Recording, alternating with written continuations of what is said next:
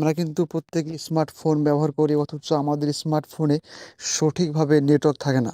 সঠিকভাবে নেটওয়ার্ক না থাকার কারণে আমাদের ফোনে সঠিকভাবে আমরা ব্রাউজিং করতে পারি না, নেট ইউজ করতে পারি না, এবং এর কারণে কিন্তু আমরা কল করতে গেলে সমস্যা দেখা দেয়।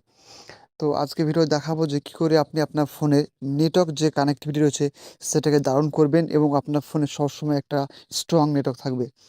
তো যদি এই সেটিংটি আপনার স্মার্টফোনে করতে চান তো চলুন আজকে ভিডিও শুরু করা বন্ধুরা, যাক। এর জন্য আপনার স্মার্টফোনে প্রথমে আপনাকে সেটিংসে আসতে হবে।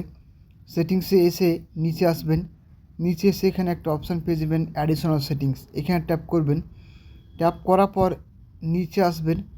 নিচে এসে একটা অপশান পেয়ে যাবেন ব্যাকআপ অ্যান্ড রিসেট, এইখানে ট্যাপ করবেন। ট্যাপ করার পর দেখবেন যে উপরে ব্যাকআপ অ্যান্ড রিসেট বলে একটা অপশান পাবেন, তার সব নিচে দেখবেন লেখা আছে ইরেজ অল ডাটা, এখানে ট্যাপ করবেন। ট্যাপ করার পর দেখবেন যে network settings, reset network settings বলে এখানে ট্যাপ করবেন।